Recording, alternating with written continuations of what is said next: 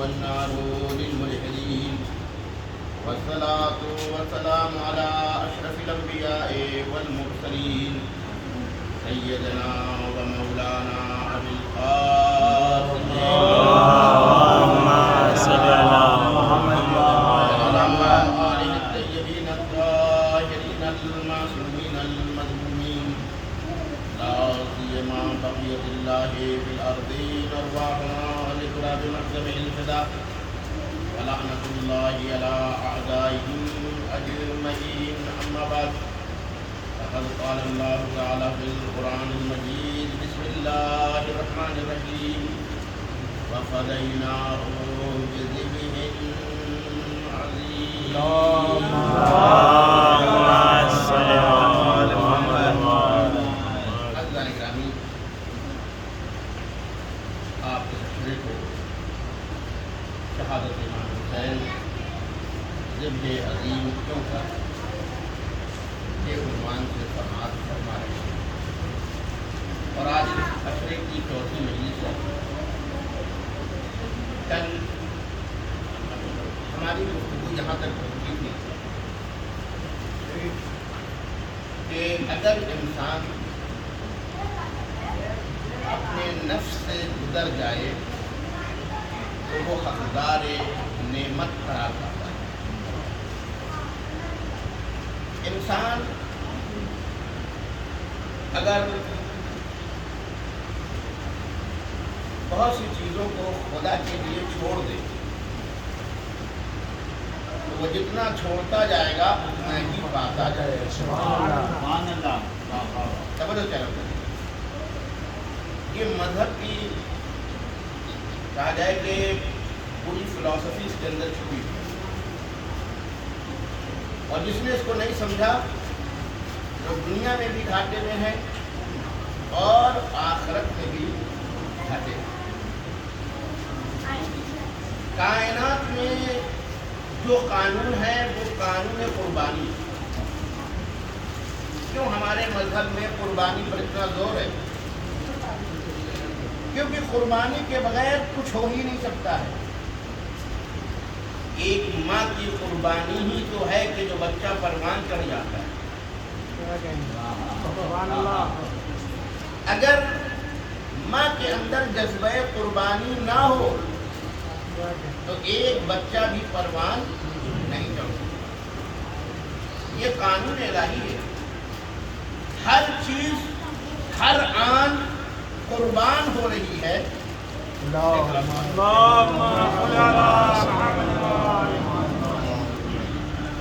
یہ قانون قدرت ہے۔ میں نے کہا کہ قربانی ہی وہ اصل قانون ہے کہ اگر وہ نہ ہو تو ایک بچہ پروان نہیں چڑھ سکتا۔ ماں کے اندر جو جذبہ قربانی ہے اسی کے نتیجے میں اولاد پروان چڑھتی ہے،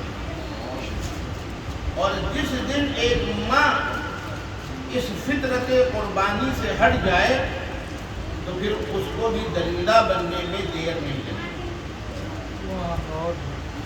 آج کل آپ دیکھو جو اپنی فطرت سے ہٹ گئی تو نتیجہ کیا نکلتا ہے کہ وہ اپنے ہاتھوں سے اپنے گوشت کو پروردہ کو مار دیتی ہے۔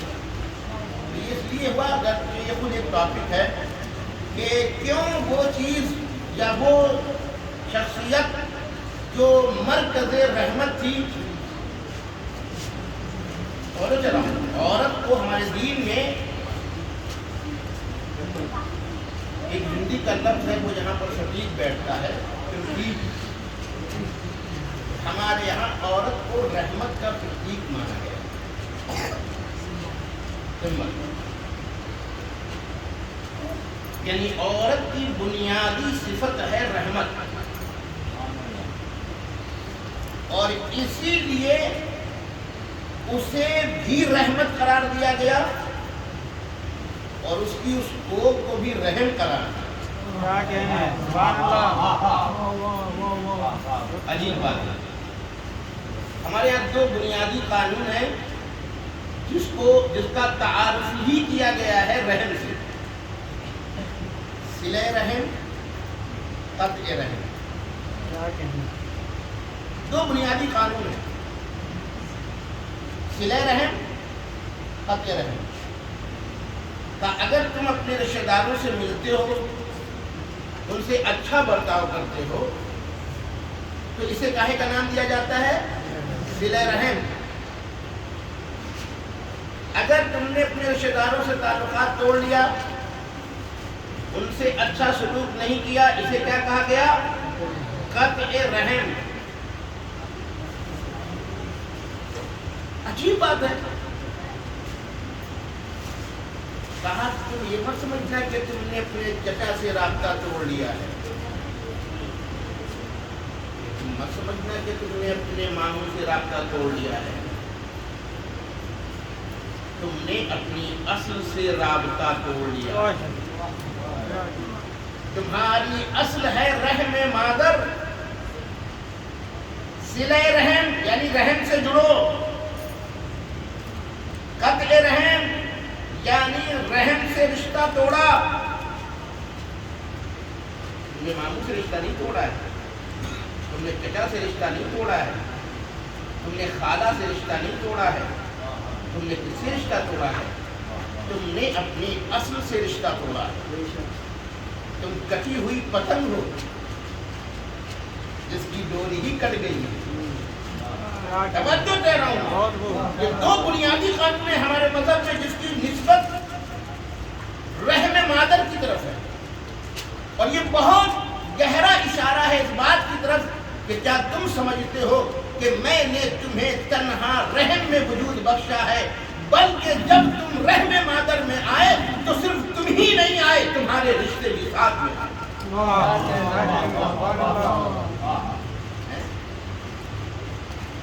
دیکھیں ادھر بچہ رحم مادر میں آتا ہے، آپ کسی کو نانا کہنے لگتے ہیں، ابھی وجود میں نہیں آیا، ابھی پیدا نہیں ہوا ہے، کسی کو آپ دادا کہنے لگتے ہیں، کسی کو آپ چچا کہنے لگتے ہیں، کسی کو آپ ماموں کہنے لگتے ہیں نا، اس کا مطلب ہے کہ یہ تنہا نہیں آیا ہے، ساتھ میں اس کے رشتے بھی آئے ہیں۔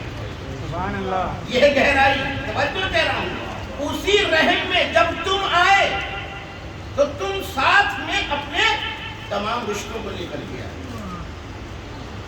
اچھا ایک قانون اور بھی ہے ہمارے یہاں، کبھی آپ نے اس حدیث کے اوپر غور کیا؟ کہا کہ اگر تمہارے رشتہ دار تم سے تعلقات توڑ رہے ہیں پھر تم نہیں توڑو، مگر دنیا نہیں کہتی پیسوں کو ایسا ہونا چاہیے، تمہارا چچا تم سے نہیں مل رہا ہے، دین کہتا ہے کہ تمہیں یہ حق نہیں ہے کہ تم توڑو۔ کیوں؟ اس لیے کہ رشتے تم نے تھوڑی بنائے، سبحان اللہ۔ رشتے تو میں نے بنائے ہیں، جیسے میں نے تمہیں رحم میں بھیجا تھا ساتھ ہی میں رشتے بھی بھیجے تھے، تو جب تلک میں تمہیں توڑنے کا حکم نہ دوں تب تلک تم اسے توڑ نہیں سکتے۔ بہت گہرائی ہے، میں نے کہا نا کہ عورت کو ہمارے یہاں رحمت کا حقیق یا رحمت کا سمبل مانا گیا ہے، اور اگر یہاں سے رحمت ختم ہو جائے تو پھر ہر جگہ سے رحمت ختم ہو جائے۔ آج کہتے ہیں لوگ کہ انسان بے رحم کیوں ہوتا جا رہا ہے؟ انسان بے رحم نہیں ہو رہا ہے، وہ کوکھ بے رحم بنا دی گئی ہے۔ کیا کہنے، ساری نسبت ہمارے دین میں، اور آج بچوں کو بتانے کے لیے ایک بات میں کہنا چاہتا ہوں، ہمارے بعض دین میں اصول وہ ہیں کہ جو عورت جس پر نہیں بھیجی گئی اس کی فلسفی یہی ہے۔ مثلاً کیوں کہا گیا کہ عورت جج نہیں بن سکتی؟ مگر کیا اسلام یہ کہنا چاہتا ہے کہ اس کے اندر صلاحیت نہیں ہے؟ اسلام کہتا ہے کہ صلاحیت اس کے اندر ہے، بلکہ اسلام کی نگاہ میں عورت کے اندر اتنی صلاحیت ہے کہ لڑکا 6 سال کے بعد وہاں پہنچے گا، لڑکی 6 سال پہلے وہاں پہنچ جاتی ہے۔ بھائی لڑکی کے اوپر 9 سال میں تمام احکام شریعت آ گئے کہ نہیں آ گئے؟ ایک جملہ آپ کے حوالے کر رہا ہوں، ہمارے یہاں دین فالو کرنے کی 3 بنیادی شرطیں ہیں: عقل، بلوغ، قدرت۔ ہے نہیں؟ عقل، بلوغ، قدرت، یہی بنیادی چیز ہے۔ ہمارا دین حکیم کہہ رہا ہے کہ لڑکی 9 سال میں نماز اس کے اوپر واجب ہو جائے گی. یعنی کیا مطلب؟ یعنی اس کی معرفت 9 سال میں اس منزل پر آ جاتی ہے. میں نے ایک دن اشارہ کیا تھا کہ نیت بغیر معرفت کے نہیں ہوتی، اور عبادت کے لیے بنیادی شرط ہے نیت. تو اس کا مطلب ہے کہ ہمارا مذہب اگر یہ کہہ رہا ہے کہ لڑکی 9 سال میں اس لائق ہو جاتی ہے، تو اس کا مطلب تسلیم کر رہا ہے کہ معرفت کی دنیا میں وہ لڑکوں سے 6 سال آگے ہے. یہ لڑکا معرفت میں 6 سال تک وہاں پہنچے گا. بنیادی شرط بلوغ ہے. بنیادی شرط کیا ہے؟ قدرت ہے. یعنی کیا مان رہا ہے؟ عقل، قدرت، بلوغ مان رہا ہے کہ اس کا مطلب ہے کہ لڑکی عقل کے اعتبار سے 6 سال آگے ہے، لڑکی قدرت کے اعتبار سے 6 سال لڑکے سے آگے ہے. بنیادی باتیں آنی چاہیے ہمارے مذہب میں. تو جو مذہب یہ کہہ رہا ہے کہ یہ 6 سال آگے ہے، اسی لیے میں کہتا ہوں کہ اسلام نے عورت کو جو مقام دیا ہے وہ کسی بھی ازم میں نہیں ملے گا، حتیٰ کہ فیمینزم میں بھی نہیں ملے گا. کیونکہ فیمینزم کہتا ہے کہ عورت کو ہم کہاں لانا چاہتے ہیں؟ مردوں کے برابر. اسلام کہہ رہا ہے یہ تو ظلم ہو جائے گا. ارے جو 6 سال آگے ہے، کیا کہنے، سبحان اللہ. توجہ کہہ رہا ہوں، جو 6 سال آگے ہے آپ اسے کیا کہہ رہے ہیں کہ میں اس کے برابر لے آؤں گا؟ تو کھینچ کے آپ پیچھے لائیں گے کہ نہیں لائیں گے؟ اور پھر اسی کے اندر عورت کی توہین پوشیدہ ہے. اس کا مطلب ہے کہ یہ فیمینزم چاہے کتنا ہی اپنے کو کہتا ہو، کم سے کم یہ مان رہا ہے کہ مرد اصل ہے اور عورت کو وہاں پہنچنا ہے. تو یہ تو عورت کی توہین ہو گئی. ہمارا دین کہتا ہے کہ یہ زندگی کے 2 پلر ہیں اور دونوں برابر ہیں. کسی کو کہیں لے جانے کی ضرورت نہیں ہے. مرد کا کمال یہ نہیں ہے کہ عورت بن جائے، اور عورت کا کمال یہ نہیں ہے کہ وہ مرد بن جائے. عورت عورت رہے اور کامل ہے، مرد مرد رہے اور کامل ہے. کیا یہ تصور ہے؟ تو بہرحال یہ میرا ٹاپک نہیں ہے، میں اس پر نہیں آنا چاہتا ہوں، لیکن میں جملہ آپ کے حوالے کر رہا ہوں. بات یہاں سے شروع ہوئی. تو اسی لیے جو بات لوگ نہیں ناسمجھی میں اعتراض کر دیتے ہیں دین کے اوپر، اس کا جواب دینا چاہتے ہوں اپنے بچوں کو. تو جو دین عورت کو 6 سال آگے مان رہا ہے، وہ کہہ رہا ہے کہ یہ عورت سجن نہ بنے. کیوں نہ بنے؟ اس لیے کہ عورت ہمارے یہاں رحمت کا سمبل ہے. ہم اس سے وہ کام نہیں لیں گے جو اس کی بنیادی صفت رحمت پر ضرب لگا دے. بولو کہہ رہا ہوں. جب قاضی بنے گی تو اب فیصلہ ہے، پھانسی کا فیصلہ لگانا ہے نا. اب ایک جملہ کہہ رہا ہوں، میں نے اس عورت کو حیات دینے کے لیے بھیجا ہے، زندگی چھیننے کے لیے نہیں. یہی آغوش میں تو انسانیت پروان چڑھتی ہے. تو اسی لیے ہم اس کو وہ عہدہ نہیں دے سکتے کہ جہاں اسے اپنی صفت رحمت سے ہٹنا پڑ جائے. اپنی صفت رحمت سے بنیادی طور پر ظاہر سی بات ہے کہ آپ جانتے ہیں کہ پھانسی کے وقت جج کو بھی کہنا ہوتا ہے، اسے پھانسی تک لے جانا ہے. لیکن نہیں، ہم نے اس کو آغوش بنایا تھا پروان چڑھانے کا. تو اسے ہم بے رحم نہیں بنا سکتے. اس کی بنیادی صفت کی بنیاد پر بعض چیزیں ہم نے نہیں دی. یہ نہیں دی کا مطلب یہ نہیں ہے کہ وہ اس کی اہلیت نہیں رکھتی. اس کی اس بنیادی صفت سے یہ دونوں عہدے مماثلت نہیں رکھتے ہیں. توجہ کہہ رہا ہوں، مماثلت نہیں رکھتے ہیں. ہم نے عورت کو پروان چڑھانے والا قرار دیا. اور اسی لیے آپ دیکھ لیے جو کہ اس کے اندر وہ جذبہ قربانی اللہ نے رکھی. آپ ایک بچے کو دے دیجئے، بھوکا بچہ ہے، آپ ایک مرد سے کہہ دیجیے اس کو ذرا کھانا کھلا دیجیے، اور خدا کی قسم 1-2 لقمہ دیں گے، اس کے بعد کیا ہوگا؟ وہ بچہ ادھر بھاگے گا ادھر بھاگے گا، وہ خود ہی شروع ہو جائے گا. لیکن ایک ماں ہے، یہ ہے جذبہ قربانی. بچہ ادھر بھاگے تب بھی وہ پیچھے جا رہی ہے، کسی بہانے سے وہ ایک لقمہ منہ میں ڈال دے گی.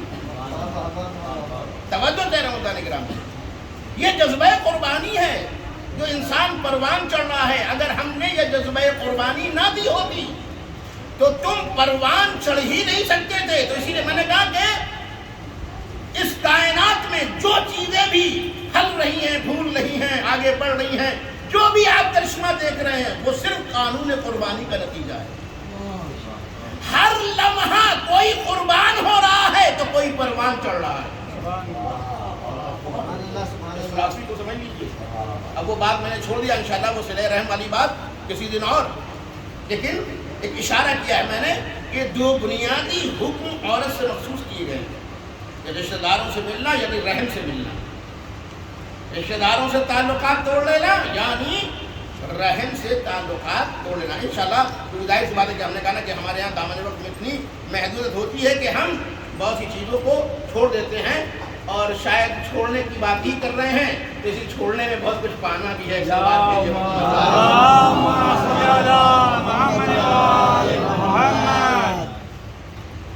تو توجہ سے روزانے گرامی قربانی، یہ جو ہم نے کہا ہمارے مذہب میں اتنا زیادہ قربانی پر کیوں زور دیا جا رہا ہے؟ کیونکہ قربانی اصل قانون ہے، اس کے بغیر یہ کائنات باقی ہی نہیں ہے. ہر آن کوئی قربانی دے رہا ہے اور کوئی پروان چڑھ رہا ہے. جو قربانی دیتا ہے وہ بہت کچھ چھوڑ دیتا ہے. لیکن اب ایک جملہ کہنا چاہتا ہوں، اس کو سمجھیے گا. سعدی کا ایک شعر ہے، وہ میں آپ کی خدمت میں کرنا چاہتا ہوں. ماشاءاللہ سے صاحبان فضل موجود ہیں.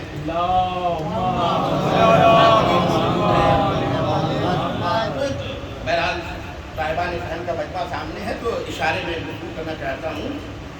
سعدی کا ایک بہترین شعر ہے، وہ کہتے ہیں کہ اگر لذت ترک لذت بدا، یہ قربانی یہی ہے. اگر لذت ترک لذت بدانی دیگر لذت نفس لذت نفس، یعنی اگر تم چھوڑ دینے کی لذت جان جاؤ. دیکھیں دنیا میں کیا کہا جاتا ہے، یہ چیز کھا لو تو تمہیں لذت ملے گی، یہ چیز لے لو تو لذت ملے گی، یہ ہے نا. سعدی کہہ رہا ہے کہ لوگ کچھ کھا کے لذت پاتے ہیں، لیکن کبھی تم چھوڑ کے لذت پاؤ اور پھر محسوس کرو کہ وہ لذت ملنے کے بعد پھر وہ کہتا ہے کہ پھر کھانے کی لذت تم بھول جاؤ. لذت نفس دیگر لذت نفس لذت نہ خانی، یعنی جو نفس کی لذت ہے پھر اسے تم لذت مانو گے ہی نہیں. اگر تم نے ترک لذت کی لذت چکھ لی، اب مثال دے رہا ہوں تاکہ آپ میری بات کو سمجھ جائیں. مثال دے رہا ہوں، تھوڑا سا ہے، ماں ہے، اس کا بیٹا ہے نا. توجہ سے رہا ہوں، ماں کبھی کیا کرتی ہے، خود نہیں کھاتی اور بچے کو کھلاتی ہے نا. تو اس نے تو نہیں کھایا نا، کھایا اس نے نہیں کھایا، اور جو تھا اس نے بچے کو کھلا دیا. مگر اس ماں سے پوچھو کہ اس بچے نے جو کھا لیا تو تجھے کیا لذت ملی. سعدی یہ کہنا چاہ رہا ہے، توجہ کہنا، یہ سعدی کہنا چاہ رہا ہے. اس ماں سے جا کے پوچھو جس نے خود تو نہیں کھایا، ایک سیب ملا تھا تبرک میں، آئی بچہ سامنے ہے نا، خود نہیں کھایا سیب، اس نے بچے کو دیا، اور اب بچہ کھا رہا ہے اور وہ خوش ہو رہی دیکھ کر کے. سعدی کہہ رہا ہے کہ یہ ماں خود نہیں کھا رہی ہے اور اس نے بچے کو کھلا دیا، خود لذت کو ترک کر دیا، مگر اس کے باوجود بھی عجیب لذت میں مبتلا ہے. اب سعدی کہہ رہا ہے کہ یہ جو اس کو لذت ملی ہے ترک لذت ہے، لذت کو اس نے ترک کر دیا اپنے بچے کے لیے، اور اس کی بنیاد پر اب اسے جو لذت ملی ہے تو اب جو وہ سیب کھا کے لذت پاتی، یہ تو ہے نا لذت نفس. لذت نفس یہی تو ہے کہ سیب کھاتا انسان تو اسے لذت ملتا ہے. کہا اس ماں نے سیب نہیں کھایا، کہا سیب کھانے سے جو لذت ملتی اس سے کئی گنا یہ لذت ہے کہ اس نے نہیں کھایا. یہ عجیب شعر ہے، یہی قربانی ہے، یہی قربانی ہے. صرف قربانی کو دکھایا کہ کبھی چھوڑ دینے کی لذت، ایسی لذت انسان محسوس کرتا ہے. کتنے ماں باپ قربانی دیتے ہیں، جتنی چیزیں وہ چھوڑ دیتے ہیں زندگی میں اپنے بچوں کے لیے، ہے نا، لیکن اس کے باوجود بھی وہ لذت محسوس کر رہے ہیں. نہیں کھایا اس کو کھلا دیا، نہیں پہنا اس کو پہنا دیا، ہے نا، مگر پہننے سے انہیں جتنی خوشی ملتی اس سے کہیں زیادہ خوشی تب ملی کہ جب اپنا پیٹ تو کاٹ دیا لیکن بچے کو کھلا دیا. یہ ہے شادی، یہ قربانی کو اس نے ایک شعر میں بیان کیا ہے. اسی لیے عجیب بات کہی ہے، روزے میں یہی تو بات کہی ہے. روزہ بھی تو ترک لذت ہی تو ہے نا، روزہ بھی تو ترک لذت ہی کا تو نام ہے. اور اس کے بعد دین کہہ رہا ہے کہ تم نے روزہ رکھا تو پھر ایسی خوشی ملے گی تو کبھی ملی ہی نہیں ہوگی. ارے ہم تو روز کھاتے تھے، کہاں آج تم چھوڑ کے تو دیکھو، چھوڑ کے دیکھو اور پھر دیکھو کہ تمہیں کیا لذت ملے گی. مگر ہاں یہ چھوڑنا اس کے لیے ہو. توجہ دے رہا ہوں، یہ چھوڑنا، یہ ترک کرنا اس کے لیے ہو، جذبہ قربانی کے ساتھ ہو. تو میں نے ایک قانون آپ کے سامنے پیش کر دیا، جو جتنا قربان کرتا چلا جائے گا اتنا ہی پاتا چلا جائے گا. اور اب میں اس موضوع کے ساتھ جوڑتے ہوئے بات میں کرنا چاہتا ہوں. کل بات ہماری یہیں پہ ختم ہوئی تھی، اس لیے یہ مقدمتاً میں نے عرض کیا. ابراہیم 8ویں امام کی کل میں روایت آپ کی خدمت میں پیش کر رہا تھا، اور آج میں آپ کو بتاؤں گا کیوں امام حسین علیہ السلام کی زیارت کا ثواب کئی حج کے برابر ہے. اس کا بھی جواب دوں گا میں آج. کیوں امام حسین علیہ السلام کی جو آپ زیارت کرتے ہیں وہ کئی عمروں سے، کئی حج سے زیادہ ثواب رکھتی ہے؟ اس کی فلسفی کیا ہے؟ اب ایک شعر سناتا ہوں اقبال کا، بہت گہرا شاعر ہے، بہت اس نے اسٹڈی کی ہے، بہت اس نے پڑھا ہے.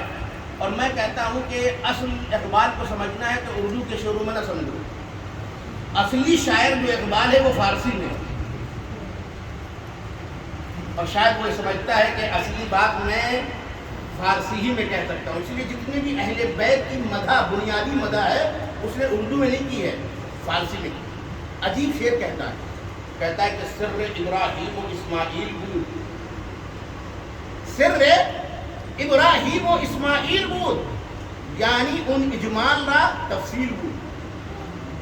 امام حسین کے بارے میں اقبال کہہ رہے ہیں کہ وہ ابراہیم اور اسماعیل کے اگر راز کو سمجھنا چاہتے ہو تو میں بتاتا ہوں. اور عجیب بات ہے کہ اگر تم نے ان کو نہ سمجھا تو ابراہیم کو بھی سمجھ نہ پاؤ گے، ان کو نہ سمجھا تو اسماعیل کو بھی سمجھ نہیں پاؤ گے. سر ابراہیم و اسماعیل بود، یعنی ان اجمال لا تفصیل بود. عجیب جملہ کہتے ہیں تم حج پہ جاتے ہو، تھک جاتے ہو، ارے جو اجمال ہے وہ تو سنبھالا نہیں جا رہا ہے. ابراہیم کا جو بھی واقعہ ہے، اسماعیل کا جو بھی واقعہ ہے وہ مختصر ہے. کہا کہ اگر تفصیل سمجھنا ہے تو کربلا ہے تفصیل.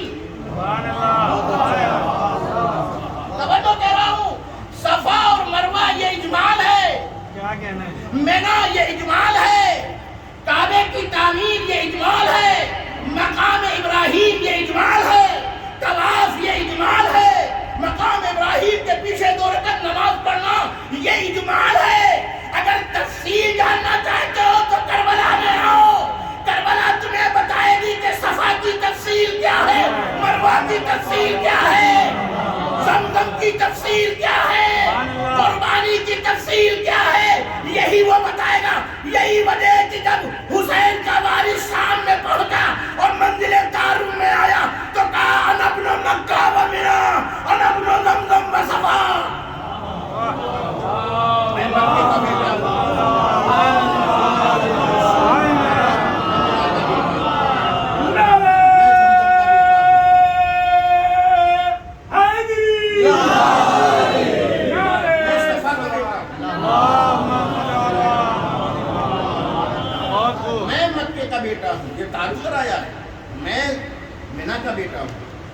میں زمزم کا بیٹا ہوں، میں صفا کا بیٹا ہوں.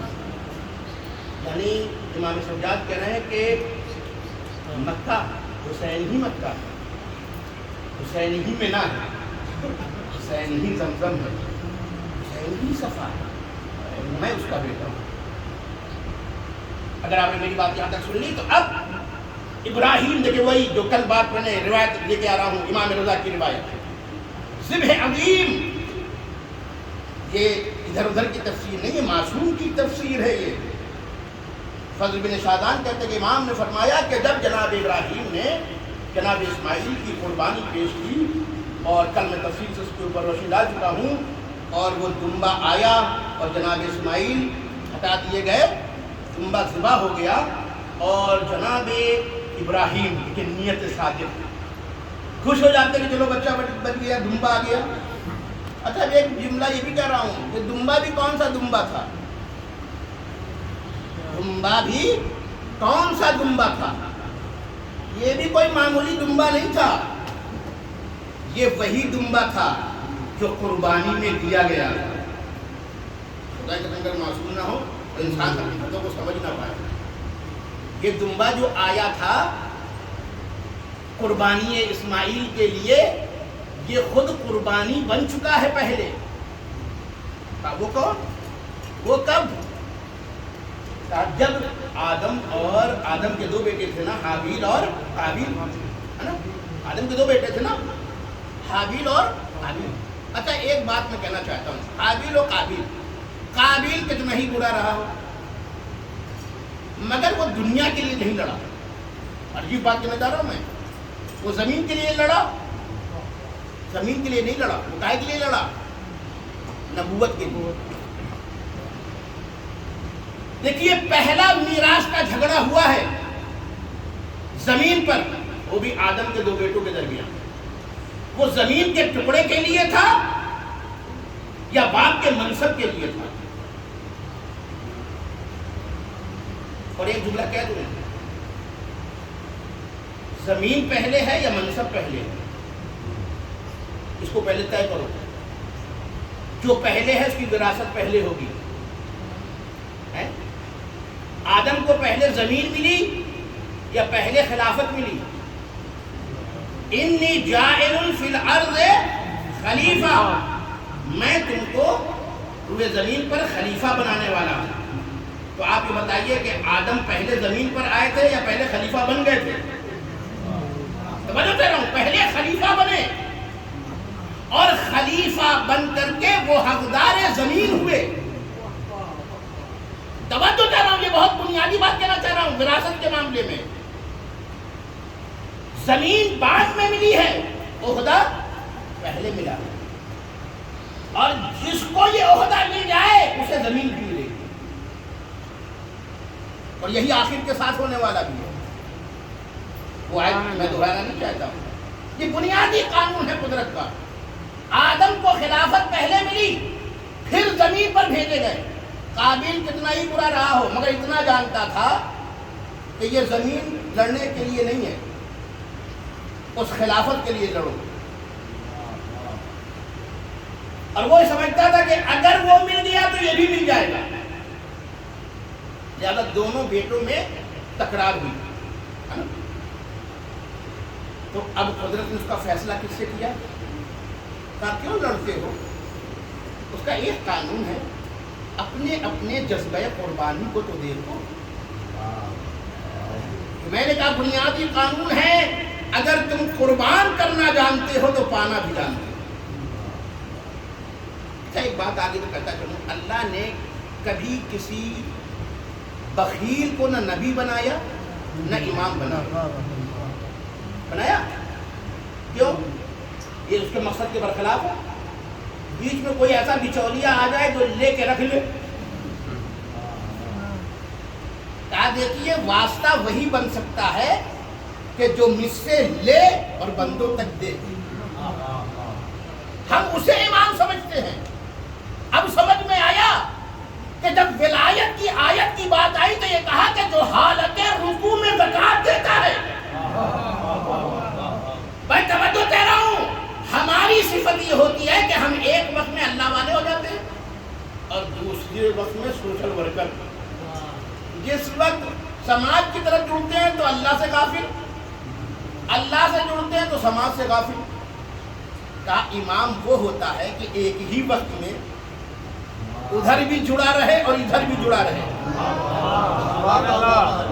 میں توجہ دے رہا ہوں، ہم اس کو امام بناتے ہیں جو ادھر سے لے اور ادھر دے، اور اگر بیچ میں آ گیا کوئی ایسا جو روک کر کے غنی بن جائے،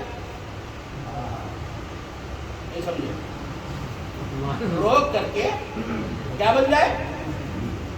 غنی اس وقت تک بن ہی نہیں سکتا جب تک کہ روکا نہ ہو۔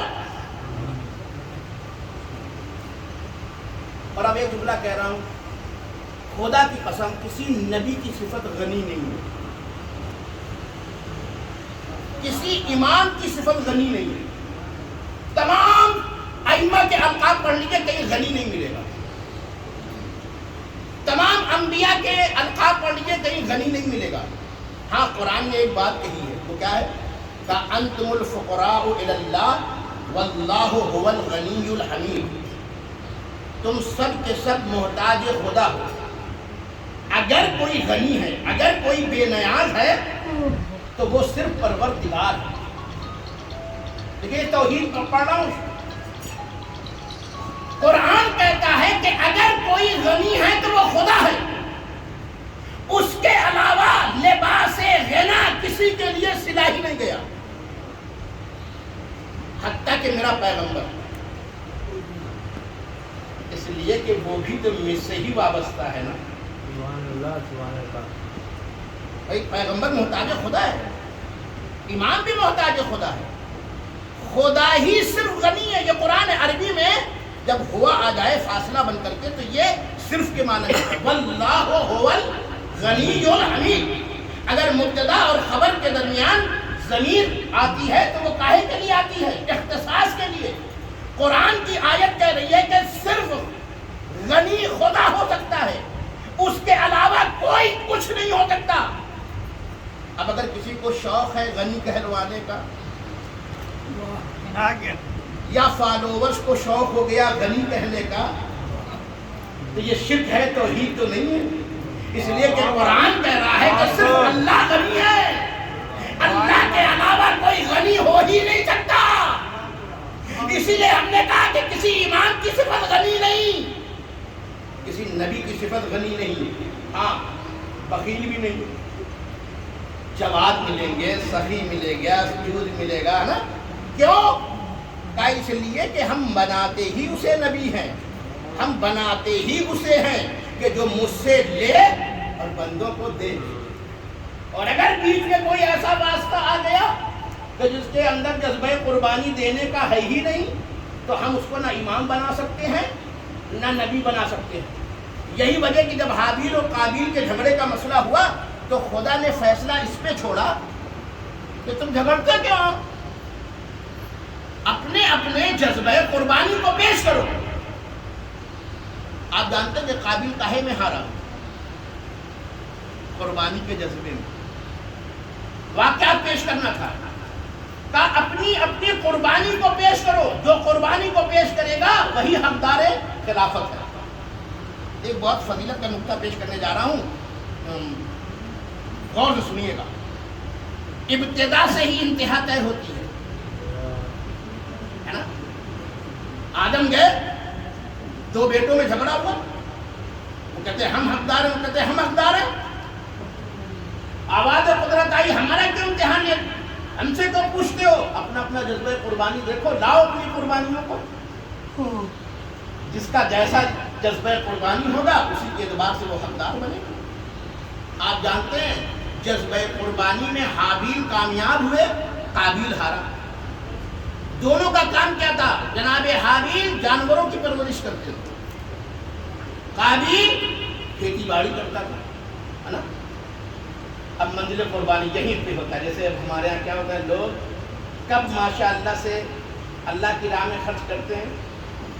قرآن کی آیت ہے کہ جو تمہیں پسند ہے وہ خرچ کرو۔ ہم کیا کہتے ہیں، کہتے ہیں اب یہ کپڑا ہم پہن نہیں سکتے، کہتے ہیں کہ اللہ کی راہ میں تو جو ریجیکٹ مال ہے وہ کس کے لائق سمجھتے ہیں؟ اللہ کے لائق.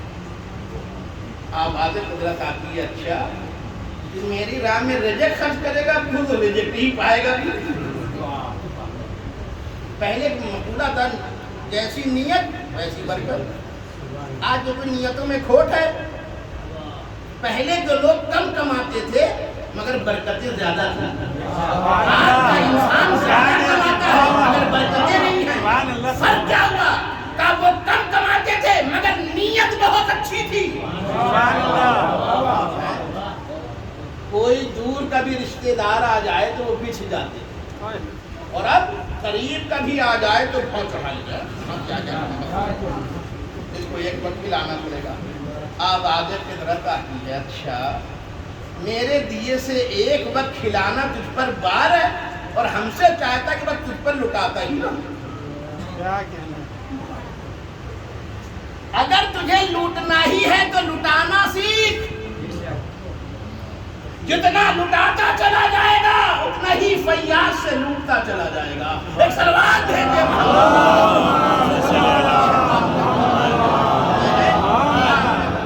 بہت اہم بات میں آپ کی خدمت میں کر رہا ہوں. اور اب حابیل نے اور یہ بھی بتا دوں اللہ بہت تعداد نہیں دیکھتا کوالٹی دیکھتا ہے. ایک ہو کہتے ہیں کہ جناب حابیل کو ایک بچڑا بہت پسند تھا. بہت اس کے اندر کوالٹیز تھی. دمبا تھا وہ بہت زیادہ پسند تھا. بہت زیادہ پسند تھا. اس سے آدمی ہوتا نا جانوروں میں بھی کوالٹیز ہوتی ہیں تو اس سے بہت مانوس تھے. تو کہنے لگے اب جذبہ قربانی کا معاملہ اللہ کی راہ میں پیش کرنا ہے تو کہا کہ جو سب سے زیادہ محبوب تھا اسے لے گئے. اور یہ قابل صاحب نے کیا کیا جتنی ریجیکٹڈ بالیاں تھیں ان کی نگاہ میں کہا ڈھیر تو میں لگا دوں گا لیکن چھاٹ چھاٹ کے. دیکھا اچھا یہ اچھی ہے ادھر رکھو, یہ بالی خراب ہے ادھر رکھو, لے جا کر ڈھیر کر دیا. کہا دیکھا حابیل کا دیکھنے میں ایک میرا ماشاءاللہ گٹھر کا گٹھر. توجہ چاہتا ہوں کس کی قربانی قبول ہوئی؟ توجہ چاہ رہا ہوں. جھگڑا تھا وراثت کا, امتحان ہوا جذبہ قربانی کا.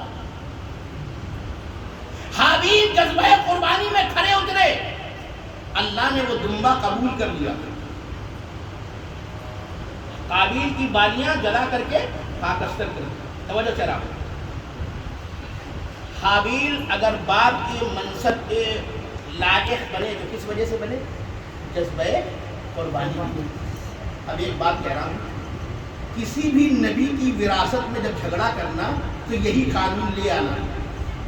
دیکھو تو جذبہ قربانی, اگر فرار نظر آ جائے تو سمجھ لینا جذبہ قربانی نہیں ہے, اور اگر قرار نظر آ جائے تو سمجھنا جذبہ قربانی نہیں ہے. اپنے نبی کا منصب دیتے ہیں جو جذبہ قربانی میں کھڑا اتر جائے, تیروں کی بارش میں سو جائے. ایسا جذبہ قربانی ہو تو ہم اس کو امام بناتے, ہم اسے نبی بناتے. تو یہ پہلے سے آپ آخر کو طے کر سکتے ہیں. اگر آپ نے میری بات یہاں تک سن لی تو اس روایت کے ذہن میں کچھ باتیں آپ کی خدمت میں کرنا چاہتا ہوں. جناب ابراہیم بچہ بچ گیا مگر اب دل میں خلیش. پروردگار میں تو چاہتا تھا کہ میرا بچہ ذبح ہوتا, میں اس کو دیکھتا اور پھر میرے دل میں ایک مصیبت رنج و غم پیدا ہوتا اور اس کے ذریعے سے میں تیرے ان مصائب کی بنیاد پر جو خاصان خدا ہیں جن کو مصائب کی اعلیٰ منزلوں سے گزارا گیا اور پھر ان کے درجات بھی کیا ہوئے؟ اعلیٰ ہوئے. تو اب اس روایت میں یہ ہے کہ پروردگار میں تو یہ چاہتا تھا کہ یہ تو دمبا آ گیا, اب یہ دمبا آ گیا, میں سمجھتا چاہتا تھا کہ میرا بچہ قربان ہوتا اور پھر میں رنج و غم میں مبتلا ہوتا اور پھر اس کے ذریعے سے تو مجھے ان درجات تک پہنچا دیتا, ثواب کے ان درجات تک. توجہ کر رہا ہوں. معصوم نے فرمایا کہ وہ دمبا جو جناب اسماعیل کے فدیے کے طور پر آیا وہ کوئی اور نہیں تھا, وہی دمبا تھا جو حابیل نے قربانی میں بھیجا تھا. جو قربانی تھی وہ واپس آئی, حابیل کی قربانی واپس آئی. چلو قربانیوں کی شکل میں ہے، تو میں تو چل رہا ہوں درگرہ۔ تو سوال وہاں پہ کیا کیا پروردگار نے، اچھا تو تم یہ ثواب چاہتے تھے نا ابراہیم، یہ تو مسئلہ ہے نا، تم یہی ثواب چاہتے تھے نا۔ کل میں نے ایک بات کہی تھی کہ انسان کتنا ہی اچھا ہو جائے، اس کا نفس کتنا ہی پاکیزہ ہو جائے، وہ مادیت کو چھوڑ دیتا ہے، مگر کبھی معنویت میں نفس پرستی آ جاتی ہے نا، معنویت میں میں نے مثال دیا تھا، چاہے یاد رکھو آپ کو، میں نے کل ایک مثال دی تھی کہ ممکن ہے کہ ایک بھائی اپنے بھائی کے لیے زمین چھوڑ دے، مگر اگر محرم کا مسئلہ آ جائے تو کہتا نہیں محرم تو نہیں کروں گا، ہے نا؟ یعنی جب معنویت کا معاملہ آیا تو نفس پرستی ہے کہیں نہ کہیں، کہ ابھی بھی اپنے نفس میں اٹکا ہوا ہے، ابھی اس نے چھوڑا نہیں ہے، بس یہ کہ تھوڑا سا کوالٹی اوپر آ گئی ہے۔ کچھ لوگ بالکل نیچے ہی اٹک جاتے ہیں نفس میں، یہ مادیت کو چھوڑ کر کے روحانیت تک آ گیا، مگر ابھی روحانیت اور معنویت میں بھی اٹکا ہوا ہے۔ اب یہی منزل ہے، ابراہیم بیٹے کو قربان گاہ میں لے آئے، بہت بڑی منزل ہے، تم نے اپنے نفس کو چھوڑا، بیٹے کو قربان گاہ میں لے آئے، مگر ابھی دل میں کیا ہے، اعلیٰ درجات مل جاتے ہیں نا، تو وہ یا ابھی بھی نفس کہیں نہ کہیں تو اٹکا ہوا ہے نا۔ تو اب یہاں سے پھر دوسرا امتحان شروع ہوا جناب ابراہیم کا، کہا ابراہیم تم اعلیٰ درجات چاہتے ہو نا، اچھا یہ بتاؤ کہ مجھے سب سے زیادہ محبوب کون ہے؟ کہنے کے پروردگار، اب دیکھیں یہاں پر ہے، انسان جل جاتا ہے نا، اور انسان جلے نہیں، ابراہیم کی طرح یہاں پر انصاف کیا، پروردگار اتنی قربانی دینے کے باوجود بھی محبوب تو بھی کوئی اور ہے، کہا پروردگار تیرا حبیب محمد مصطفیٰ،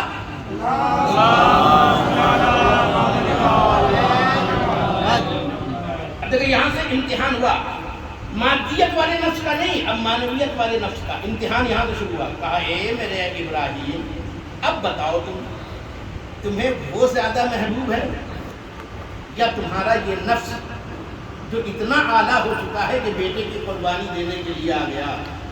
اب بتاؤ، اب فیصلہ کرو، وہ محبوب ہے جس کو تم کہہ رہے ہو کہ میرا سب سے زیادہ محبوب وہ ہے، یا تمہیں اپنا نفس پسند ہے، محبوب ہے؟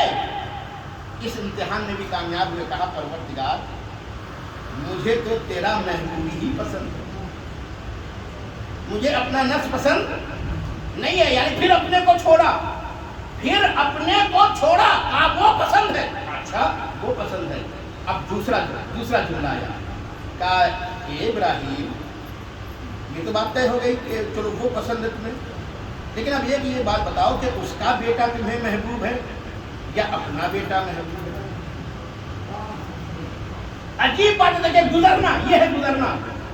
کہا پروردگار مجھے اب اس کا ہی بیٹا محبوب ہے، مجھے اپنا بیٹا محبوب نہیں ہے، اس کے مقابل محبوب ہے لیکن اس کے مقابل میں نہیں ہے، جیسے وہ محبوب ہے ویسے ہی اس کا بیٹا بھی محبوب ہے۔ اچھا اب بتاؤ اے ابراہیم، یہ امام رضا فرما رہے، میں بھی تصریح ہوتا ہے، ایک جملہ بھی نہیں، دامن وقت میں گنجائش نہیں ہے، اسی روایت پر بات آج ختم ہو جائے گی اور آئندہ کے مراحل میں کل طے کروں گا۔ کہا کہ اب بتاؤ ابراہیم اس کا بیٹا جس کو تم کہہ رہے ہو کہ محبوب ہے، اگر وہ دشمنوں کے ہاتھوں ظلم کے ساتھ قتل کیا جائے، ذبح کیا جائے، تو اس سے تمہیں زیادہ رنج پہنچے گا یا یہ بیٹا جو تمہارے ہاتھوں میری اطاعت میں ذبح ہو جاتا؟ دیکھیں معنویت کا تقابل ہو گیا۔ کہا اے ابراہیم تم یہاں پر لائے تھے نا اپنے بیٹے کو، میری اطاعت میں ذبح کر رہے تھے نا، اور تم چاہتے ہو کہ عرفہ اور اعلیٰ درجات تک پہنچ جاؤ۔ اب میں تم سے سوال کر رہا ہوں، یہ جو تم اپنے ہاتھ سے اپنے بیٹے کو ذبح کرتے ہو، یہ ذبح ہو جاتا تو زیادہ تمہیں درد ہوتا، زیادہ رنج ہوتا، زیادہ ملال ہوتا، یا اس کا بیٹا جو دشمنوں کے ہاتھ ذبح کیا جائے گا، کیا اس واقعے پہ تمہیں زیادہ رنج و ملال ہوگا؟ پھر خدا نے خبر دی، توجہ کرا ہوں، امام حسین یاد رکھیے دنیا میں خبر، ہر ایک کی خبر ایک قتل کے بعد ہوتی ہے، مگر یہ حسین ہے کہ جس کے قتل کی خبر بہت پہلے سے شہرت ہے۔ ابراہیم اب خدا مسائب پر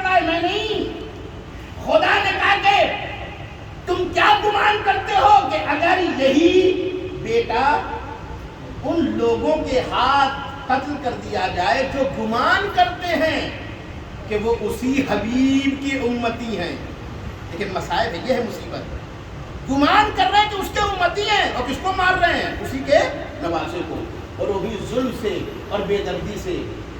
ابراہیم تمہارا کیا حال ہوگا؟ کہتے ہیں کہ جیسے ہی یہ خبر سنی ابراہیم بے ساختہ رونے لگے، آنکھوں میں آنسو آ گئے، رونے لگے، بہت ہی درد اور رنج میں مبتلا ہوئے۔ عجیب جملہ ہے، یہاں پر امام رضا فرماتے ہیں کہ جب ابراہیم نے جزا کی، دھاڑے مار کر کے رونے لگے اس خبر پر، اس شہادت عظمیٰ کی خبر پر دھاڑے مار کر کے رونے لگے، تو اب آواز اور قدرت آئی، ابراہیم ارے تم میرے حبیب کے بیٹے کی شہادت پر رو رہے ہو، اتنے رنج اور غم میں مبتلا ہو گئے ہو، تم درجات چاہتے تھے، بس یہی رونے کی سبب میں نے وہ درجات تمہیں دے دیا۔ وہ درجہ بھی تو تم نے صرف مصیبت سنی دیکھی نہیں، اور تمہاری آنکھوں سے آنسو آ گئے، تمہارا دل رنجیدہ ہو گیا، تم جو درجات پانے کے لیے اسماعیل کی قربانی چاہ رہے تھے، صرف حسین پر رونے کی وجہ سے میں نے وہ تمام درجات عطا کر دیے۔ توجہ چاہ رہا ہوں، کھونے سے پایا، چھوڑنے سے پایا، توجہ چاہ رہا ہوں، میں بتانا چاہتا ہوں اعلیٰ درجات ثواب۔ اب میں نے جملہ کہا تھا نا کہ کیوں امام حسین کے اوپر رونا یا ان کی زیارت پر جانا حج کے ثواب سے زیادہ؟ ارے اسماعیل کی قربانی یہ مناسک حج میں سے ہے، مگر اس کے اوپر رونا اعلیٰ و عرفہ درجہ ابراہیم کو دلا دے۔ یہی وجہ کہ آواز اور قدرت آئی کہ اب جو اس کی زیارت کو جائے اسے کئی حج کا ثواب دوں گا، کئی عمرے کا ثواب دوں گا، کیونکہ یہ فدیہ عظیم ہے، اجر بھی عظیم ہوا کرتا ہے۔ ایک تلوار دیکھیں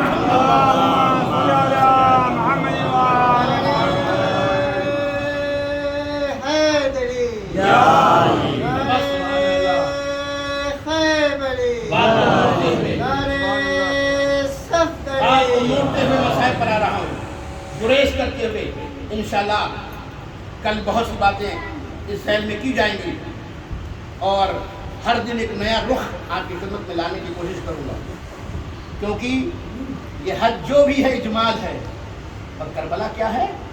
تفصیل ہے۔ اسی لیے کوئی انسان شک نہ کرے، شبہ نہ کرے کہ جو معصوم کہہ رہا ہے حج کرو گے، کہا حج کرنے کے بعد آؤ گے تو کیسے ہو جاؤ گے؟ جیسے ماں کے بطن سے پیدا ہوئے، گناہوں سے پاک، ہے نا؟ اور یہ ذبح عظیم ہے۔ کہا کہ ہر قدم ہزاروں حسنات، ہر قدم ہزاروں گناہ کو محو کر دیتا ہے۔ یہ جو ہے نا زیارت امام حسین کے، زیارت امام حسین، ایک قدم جو آگے بڑھاتے ہو، ایک قدم جو آگے بڑھا رہے ہو، ہزاروں نیکیاں اس قدم پر ہیں، اور جو یہ ایک قدم تم نے امام حسین کی زیارت میں اٹھایا ہے، ہزاروں گناہ ایک ساتھ جا رہے ہیں قدم پہ۔ توجہ چہ رہا ہے، یہ ہے درجہ، یہ ہے وہ درجہ۔ پورا حج کرنے کے بعد تم یہاں پہنچو گے، ہے نا؟ یہاں ہر قدم پہ تم پہنچو۔ اسی لیے میں کہتا ہوں، توجہ کرو، میں اربعین میں بہت سے لوگ جاتے ہیں، وہاں پہ کمبخت شیطان آ جاتا ہے، بعض لوگ وہاں مقابلہ شروع کر دیتے ہیں کہ کون پہلے کربلا پہنچا، ہے نا؟ ہوتا ہے نہیں ہوتا ہے؟ تو تیز تیز چلنے لگتے ہیں تاکہ ریکارڈ بنا دیں کہ ہم تو آدھے ہی دن میں نجف سے کربلا پہنچ گئے۔ یہ شیطان وہاں بھی آ جاتا ہے۔ اور میں آیا کو جب میں گیا تھا، جس سال اللہ نے مجھے توفیق دی کہ میرے ساتھ پورا قافلہ تھا، اس میں بھی بہت سے کچھ لوگ چالاک تھے، ہر جگہ چالاکی تھوڑی کام آتی، اور جنہوں نے چالاکی دکھائی وہ آگے راستے میں بیٹھے ہوئے ملے، کسی کے پیر میں چھالے، ہم نے کہا چالاکی کیا، ہم آگے جا رہے ہیں ہمارے ساتھ، جلدی سے پہنچ جائیں گے، ہاں جائیے جلدی سے۔ میں نے کہا دیکھیے یہاں چالاکی یہ ہے کہ قدم چھوٹے رکھو، بڑے نہیں۔ کیوں؟ اس لیے کہ ہر قدم پہ ہزاروں نیکیاں ملنے والی ہیں، بڑے رکھو گے تو کم پاؤ گے، چھوٹے رکھو گے تو زیادہ پاؤ گے۔ ہر جگہ چالاکی نہیں چلتی ہے۔ चालाकी हकीकी करो। यहाँ ये थोड़ी कहा गया था कि जो बड़े कदम रखे छोटे कदम रखे, का हर कदम पे हजारों नेकियां और हर कदम पे हजारों गुनाह माफ किए जाएंगे। तो कायम अक्लमंदी के बड़े बड़े रख करके छाले निकाल लो, फिर बैठ जाओ, फिर उसके बाद गाड़ी से बैठ के जाओ। खुदा की कसम जिन्होंने मेरे इस कानून पे अमल किया, अल्लाह का शुक्र, किसी एक को भी छाले नहीं हुए। हमने कहा आराम से चलो, सुकून से चलो, आराम करके चलो, है? मगर कदम छोटे छोटे रखो। इतने कदम बढ़ा दोगे आज नहीं मिलना है। और जिन्होंने किया तो वो छोड़ रहे थे ना भाई, वहां पे तो बहुत से लोग मैराथन के चक्कर में आ गए ना। रिकॉर्ड बनेगा तो कहेंगे हमने तो इतने पहले करबला पहुंच गए थे। हमने कहा ये इस चक्कर में मत पड़ना, छोड़ो, रिकॉर्ड ना तो तोड़ने की कोशिश करो। यहाँ रिकॉर्ड यही है कि जितना छोटा कदम रखो रिकॉर्ड बढ़ता चला जाए। खुदा की कसम शैतान हर जगह आ जाता है, सिरात मुस्तकीम पे आ जाता है, इसलिए इससे बचना चाहिए इंसान को। और बस अजीज़ा निगरान, तो ये है आला वो अरसा मंजिल, क्योंकि ज़िल्ह अज़ीम है तो यहाँ सवाब अजीम होगा, सवाब अजीम। और बस आज जनाब मुस्लिम के मसाइल पढ़ना है मुझको। आमतौर से जनाब मुस्लिम के मसाइल पढ़े जाते हैं। कुरान ने ताबीर की, जनाब इब्राहिम के इस्माइल को लेके आए तो वो ताबीर ये है कि फलम्मा अस्लमा, जब ये दोनों यानी बाप और बेटे, इन दोनों ने अस्लमा इस्लाम ले आए या सबूत इस्लाम दिया, या मेरे सामने तस्लीम हो गए। हकीकत इस्लाम तो ये ना, मौला अली ने इस्लाम की तारीफ की, क्या क्या की है? अल इस्लाम हुवा तस्लीम। इस्लाम क्या है? तस्लीम हो जाना, अपने आप को खुदा के हवाले कर देना। अब कुरान की ताबीर यही है, फलम्मा अस्लमा, जब ये बाप बेटे तस्लीम हो गए, और तस्लीम हो करके बाप ने बेटे को लिटा दिया, है ना, तवज्जो चेहरा है, तो ये अस्लमा है। और हुसैन ने जिसको भेजा उसको क्या कहा? कहा ये मुस्लिम है, कुरैश वो अस्लमा है, और मैं जिसको भेज रहा हूँ वो मुस्लिम है। अजीजों एक जुमला कह रहा हूँ, बस ये बुरे से कभी कभी बहरा नताइज भी देना चाहता हूँ। हम और आप किसी का इंतजार कर रहे हैं या नहीं कर रहे हैं? इमाम का इंतजार कर रहे हैं ना, इमाम का इंतजार। कूफे वाले किसका इंतजार कर रहे हैं? इमाम का इंतजार कर रहे हैं, वो भी इमाम का इंतजार कर रहे हैं। कूफे वाले किसका इंतजार कर रहे थे? इमाम हुसैन। मगर इमाम हुसैन खुद नहीं आए, उसको भेजा अपने नायब को। तवज्जो कह रहा हूँ, आज हमसे लोग, हमारे बच्चे सवाल करते हैं, वो आने वाला है, हम उसकी कैसे नुसरत कर सकते हैं, उसकी हम कैसे मदद कर सकते हैं, है ना? जवाब दे रहा हूँ, शॉर्टकट में समझा रहा हूँ, दमन वक्त में गुंजाइश नहीं है। याद रखना, इमामत का रास्ता नियाबत से गुजरता है। जो नियाबत में कामयाब हो जाएगा वो इमामत तक पहुँचेगा, जो नियाबत का साथ नहीं दे पाएगा वो इमाम का साथ भी नहीं दे पाएगा। कूफी किसका इंतजार कर रहे थे? इमाम हुसैन का। इमाम हुसैन ने किसको भेजा? अपने नायब मुस्लिम। खुदा की कसम, क्योंकि कूफी नायब का साथ नहीं दे पाए, इसीलिए हुसैन का भी साथ, है ना, यही तो हुआ ना। अगर वो नायब का साथ दे देते हुसैन वहां आते। तवज्जो कह रहा हूं, क्योंकि और एक जुमला कह रहा हूं, ज़ियारत जनाब मुस्लिम पढ़िए। जनाब मुस्लिम को फकी कह के सलाम किया, यानी जनाब मुस्लिम फकी थे। उनके शहादत नामे में ये लफ्ज़ फ़क़ी आया है। शहीद यानी फ़क़ी, यानी वो शहीद जो फ़क़ी है, उसको सलाम करते हैं। और हम किसको नायब मानते हैं? जो फ़क़ी हो। और चलो ना, हम किसको नायब मानते हैं आज के दौर में? जो फ़क़ी हो ना। मुस्लिम भी इसलिए नायब बनाया गया कि वो फ़क़ी था, और अगर फ़क़ी ना होता तो उनके सलाम में, उनकी ज़ियारत में लफ्ज़ फ़क़ी इस्तेमाल न किया जाता। बतवजो चलो जरा, क्योंकि वो नायब का साथ नहीं दे सके तो इमाम का भी साथ नहीं दे सके। हम भी इंतज़ार कर रहे हैं, याद रखिए, हम भी तभी साथ दे पाएंगे जब नायब का साथ देना सीख जाए। अभी नियाबत चल रही है, तो चला इमामत का रास्ता नियाबत से गुजरता है। اور جو نائب کا مخالف ہو جائے تو سمجھ لو پھر وہ امام تک بھی نہیں پہنچے گا. یہی وجہ کہ جنہوں نے مسلم کا ساتھ چھوڑا وہ امام کا بھی ساتھ چھوڑ بیٹھے. یہ ہے وہ منزل. توجہ چراموں کربلا نے ہمیں دکھایا. اسی لیے میرے بچوں چھوٹے بھائیوں کے آج کچھ لوگ یہ بھی کہتے ہیں یہ تو فقیہ امام زمانہ کے بعد پیدا ہوئے ہیں. امام زمانہ کے بعد پیدا ہوئے ہیں تو پھر یہ مسلم کو فقیہ کیوں کہا جا رہا ہے زیارت میں؟ اس کا مطلب ہے کہ فقیہ تب بھی ہوتا ہے جب امام ہوتا ہے. اور اگر سمجھ میں نہیں آتا ہے تو پھر اور سمجھو. ایک کو خط لکھ کے بلایا گیا اور وہ حبیب ہے. حبیب کو کیا لکھا تھا امام حسین نے؟ رجل غریب. اپنے کو لکھا رجل غریب اور حبیب کو لکھا رجل فقیہ، مرد فقیہ. توجہ کرا یہ مت کہنا کہ امام زمانہ کے بعد فقیہ پیدا ہوئے. اگر قاعدے سے کربلا سن لو تو سمجھ میں آ جائے کہ جہاں امام ہوتا ہے وہی فقیہ ہوتا ہے. حبیب کربلا میں فقیہ بن کر کے آیا ہے. یہی تو خط میں لکھا تھا. اور عجیب بات ہے کہ خط لکھ کر کے بھیجا کہ تحریر رہ جاتی ہے.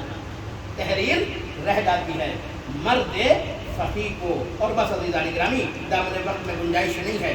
اب بات حبیب کی آگے تو چلیے حبیب کا بھی بہرحال آج بعض لوگ مسلم کا مسائل پڑھتے ہیں جناب، بعض لوگ جناب حبیب کا. حبیب ہے فقیہ، مسلم بھی ہیں فقیہ. سمجھو چلا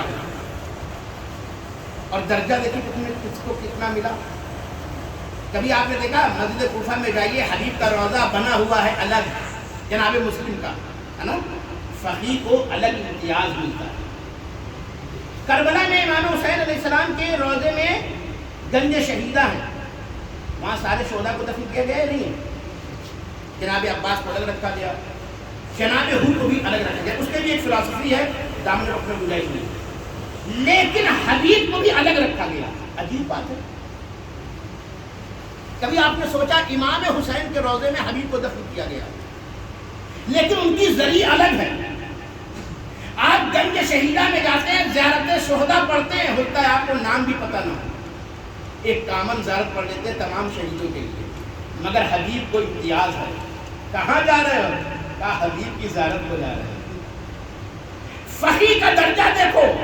امام حسین کی ذریع کے بالکل نزدیک حبیب کو دفن کیا گیا. بتایا گیا کہ نیابت قریب ہوتی ہے، نیابت قریب ہوتی ہے. اسی لیے حبیب کو پاس میں دفن کیا گیا، الگ سے ذریع بنوائی گئی. انسان مخصوص طریقے سے حبیب کی زیارت کرتا ہے اور واقعاً یہ امتیاز ہے کہ اس کو الگ سے بلایا گیا. اب بلایا گیا تو کیسے بلایا گیا کہ خط لکھا تھا امام حسین نے. قاصد پہنچا، کہتے ہیں رات کا وقت تھا، حبیب کھانا کھا رہے تھے. دخل الباب ہوا، دروازے پر آئے. کون؟ کہا قاصد حسین. کیوں آئے ہو؟ کہا کہ مولا نے خط بھیجا. خط لیا، پڑھا، چلے گا. پڑھ چکے تھے وہ خط، اندر آ کے نہیں پڑھا، نہیں پڑھا. آئے اور اس کے بعد بیٹھ گئے دسترخوان پہ. زوجہ ہے، بچہ ہے. عجیب بات ہے مگر چہرے کا رنگ اتر چکا ہے. مگر فقیہ ہے. دیکھیں فقیہ ہے، فقیہ کا کام ایسے ہی نہیں ہوتا. میں اپنے بات کس کے حوالے اپنا گھر کروں؟ میں تو حبیب ہوں، میری نسل بھی تو حبیب بن گئی. حبیب کون بنائے گا؟ زوجہ. حبیب کو اپنی زوجہ کا امتحان لینا ہے. اسی لیے بیٹھے، چہرہ تو مرجھایا ہوا تھا. بیوی نے بھانپ لیا، لقمہ اٹھا لیا. کہا اے حبیب کون آیا تھا؟ کہا قاصد مولا حسین. کہا حبیب کیا لکھا ہوا تھا؟ کہا لکھا تھا کہ فرزند زہرا نرغہ آدم میں گرا ہوا ہے، حبیب نصرت کرنی ہے تو آ جاؤ. اللہ کو دیکھیے امتحان ہے. یہ فقیہ ہے، میں اپنے گھر کو یوں ہی تھوڑی چھوڑ دوں گا. کہا پھر ارادہ کیا ہے؟ کہا میں سوچتا ہوں. اب یہ دیکھیے بیوی کا امتحان، اس کے حوالے کر کے بچہ جاؤں گا. بیوی نے کہا کہ حبیب تم سوچنا چاہتے ہو، سوچو، تو پھر مجھے اجازت دے دو، میں چلی جاؤں مولا کی نصرت کرنے کے لیے. اللہ اکبر. حبیب نے کہا جانا تو مجھے ہی، مگر میں سمجھا کہ اب میں ذمہ دار ہاتھ میں اپنے بیٹوں کو دے کر جا رہا ہوں. اب مجھے امید ہے کہ میرے بچے محبت حسین پہ باقی ہیں. غلام سے کہا کہ جاؤ دروازے کوفہ پہ کسی طریقے سے گھومتے پھرتے پہنچو، میرا انتظار کرو، میں آ رہا ہوں. اللہ اکبر، خدا کی قسم حبیب کو دیر ہو گئی. یہ مطلب غلام کوفے کے بعد انتظار کر رہا ہے، آنکھوں میں آنسو. غلام نے دیکھا یہ گھوڑا رو رہا ہے، سمجھ گیا. کہا تم کیوں روتے ہو؟ اگر میرا مولا نہیں جائے گا تو میں چلوں گا نا، مولا حسین کی نصرت میں میں چلوں گا تمہیں لے کر کے. اللہ اکبر، یہ بات کہی رہے تھے حبیب پیچھے سے آ گیا، سن لیا. اللہ اکبر، فوراً کہا آقا کیسا وقت آ گیا، کیسا وقت آ گیا. اور اس کے بعد بس عزیز و چند جملے مسائل کی زحمت تمام ہو گئی. کربلا میں کیفیت یہ تھی کہ ابھی تک جو بھی آتا تھا وہ زینب کے دل کو دہلاتا تھا. جب گھوڑوں کی ٹاپوں کی آواز آتی تھی، جناب زینب کہتی تھی فضہ جاؤ دیکھو کیا ہے. فضہ آتی تھی کہتی تھی فلاں سردار آیا ہے 4000 لشکر کے ساتھ. زینب کا دل دھڑک جاتا تھا، میرے بھیا کے 4000 دشمنوں میں اضافہ ہو گیا. کبھی شور و غوغا ہوا، کہا کہ جاؤ فضہ دیکھو کون آیا ہے. کہا فلاں سردار آیا 3000 لشکر کے ساتھ آیا، 6000 لشکر کے ساتھ آیا. زینب پوچھتی ہے فضہ کیا میرے بھیا کا کوئی چاہنے والا نہیں آیا؟ اللہ اکبر، یہ ہے حبیب کی منزل. تو ابھی تک جو بھی خبر آ رہی ہے وہ یہی آ رہی ہے کہ دشمن میں اضافہ ہوتا چلا جا رہا ہے. عزیزان گرامی، ایک مرتبہ کربلا کی سرزمین پر گرد و غبار اٹھا، ایک گھوڑوں کی ٹاپوں کی آواز آنی شروع ہوئی، اور وہ جیسے جیسے قریب ہوتی جا رہی ہے، ادھر حسین کہتے ہیں عباس اٹھو، علی اکبر اٹھو، اے میرے ساتھیوں اٹھو. اور جب یہ شور کی آواز بلند ہوئی، ارے فوراً جناب زینب نے کہا فضہ دوڑ، یہ دیکھ کیا ہوا. فضہ آتی ہیں، باہر آ کر اس منظر کو دیکھتی ہیں، دیکھتی ایک گھڑ سوار آیا. حسین آگے بڑھے بھائی کے ساتھ، بیٹوں کے ساتھ، رشتہ داروں کے ساتھ. حبیب کا استقبال ہوا، حبیب نیچے اتر آئے، حبیب نیچے اتر آئے. فضہ نے جیسے ہی حبیب کا نام سنا تو توجہ کرا ہوں، جیسے ہی نام سنا ویسے ہی دوڑتی ہوئی آئی اور کہا کہ شہزادی مبارک ہوئیے، آقا حسین کا حامی اور مددگار حبیب آ گیا. آپ سوچئے کربلا میں آنے کے بعد اب زینب کو ایک خوشخبری ملی ہے. اب تلک تو دل دہلانے کی خبریں تھیں، اب آیا کہ حسین کا ناصر. اب آپ دیکھیے مظلومیت زینب، کہتی فضہ دوڑ کے جاؤ اور حبیب کو میرا سلام کہنا. اللہ اکبر، یہ ہے غربت زینب، یہ ہے غربت زینب. جناب فضہ آتی ہیں، حبیب کو سلام کہلاتی ہیں، کہتے ہیں بطول کی بیٹی علی کی لفظ جگر حبیب تمہیں سلام کہہ رہی ہے.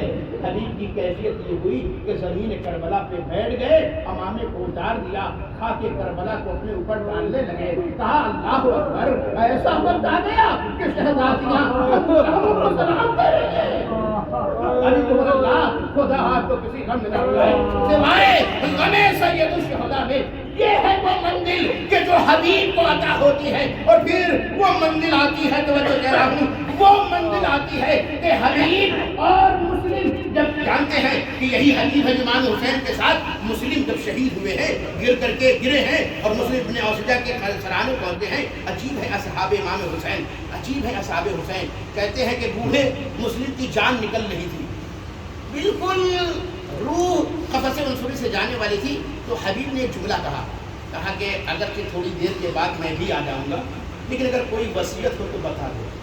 کہتے کہ مسلم کے جسم میں جان نہیں رہ گئی تھی، ایک کپاتا ہوا ہاتھ اٹھا، انگلی سے اشارہ کیا حبیب کی طرف اور پھر امام حسین کی طرف. یعنی اس اشارے سے کہا ہے حبیب کوئی وصیت نہیں، صرف ایک ہی وصیت ہے، جب تک زندہ رہنا آقا کا خیال رکھنا. اللہ اکبر، یہ ہے وہ اصحاب حسین، اپنا درد بھول گئے، اپنا زخم بھول گئے. کیا کریں حبیب سے، حبیب جب تک زندہ رہنا آقا کا خیال رکھنا.